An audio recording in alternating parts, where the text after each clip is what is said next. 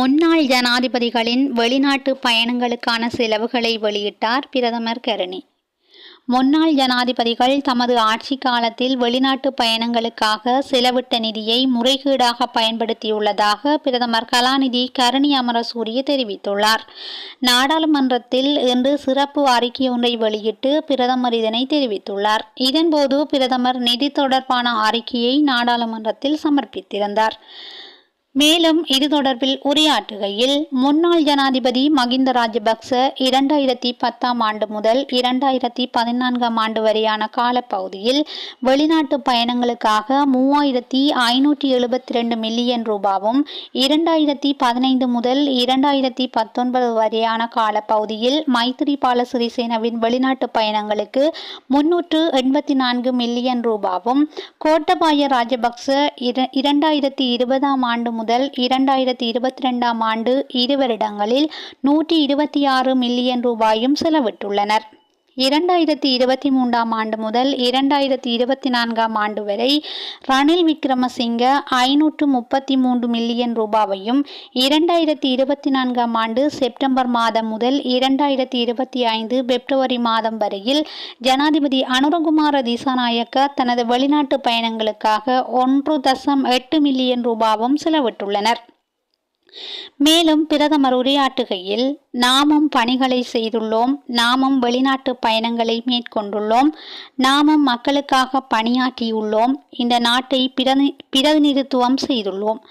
ஆனால் அதற்காக நாம் மக்களுக்கு சுமையாக இல்லாமல் அந்த மக்கள் பணத்தை திட்டமிடலுடனே பணிகளை செய்கிறோம்.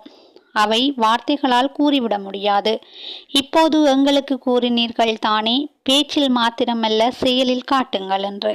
இப்போது நெதர்லாந்து தூதுவருக்கும் ஜனாதிபதிக்கும் இடையிலான சந்திப்பு. இன்று ஜனாதிபதி அலுவலகத்தில் இலங்கைக்கான நெதர்லாந்து தூதுவர் பொனி கார்பஸுடனான சந்திப்பு நடைபெற்றுள்ளது. இலங்கையின் துறைமுகங்களை அண்மித்த முதலீடுகளுக்கு நெதர்லாந்து தயாராக உள்ளதென இலங்கைக்கான நெதர்லாந்து தூதுவர் பொனி கார்பஸ் தெரிவித்துள்ளார்.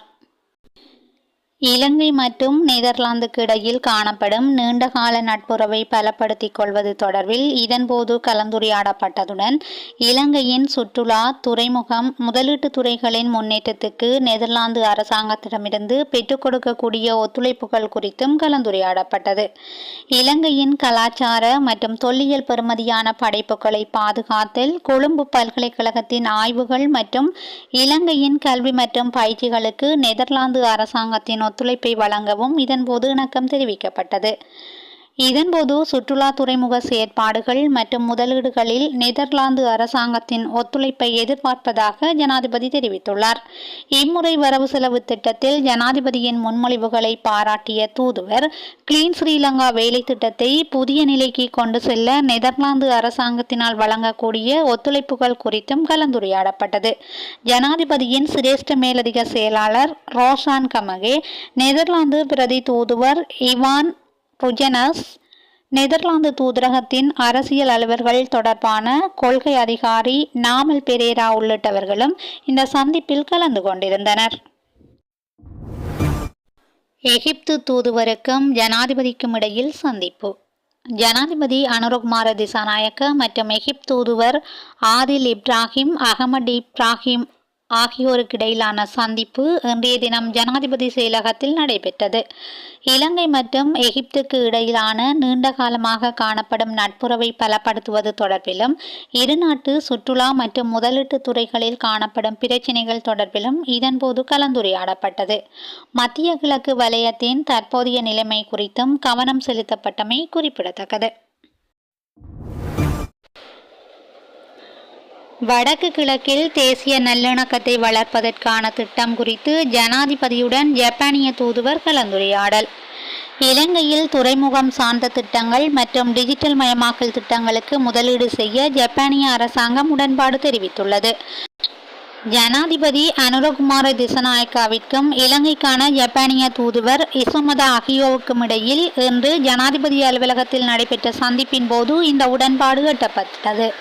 ஜப்பானிய அரசாங்கம் அண்மையில் ஆரம்பித்த பாதுகாப்பு ஒத்துழைப்பு உதவி திட்டத்தில் இலங்கையையும் இணைத்துக் கொள்ள நடவடிக்கை எடுத்துள்ளதாக இசுமதா அகியோ தெரிவித்துள்ளார். யுத்தத்தினால் பாதிக்கப்பட்ட வடக்கு பிராந்தியத்தில் தேசிய நல்லிணக்கத்தை வளர்ப்பதற்காக ஜப்பான், சுவிட்சர்லாந்து மற்றும் தென்னாப்பிரிக்கா ஆகியவை இணைந்து மேற்கொள்ளும் திட்டம் குறித்தும் இதன்போது ஆராயப்பட்டதோடு அதன் எதிர்கால நடவடிக்கைகள் குறித்து ஜப்பான் தூதுவர் ஜனாதிபதி அனுரகுமார திசாநாயக்காவிற்கு தெளிவுபடுத்தினார்.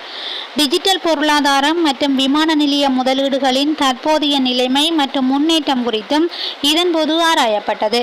விரைவில் ஜப்பானுக்கு உத்தியோகபூர்வ விஜயம் மேற்கொள்ளுமாறும் ஜப்பானிய தூதுவர் இசோமதா ஆகியோ ஜனாதிபதி அனுரகுமார திசாநாயக்காவிற்கு அழைப்பு விடுத்திருந்தார்.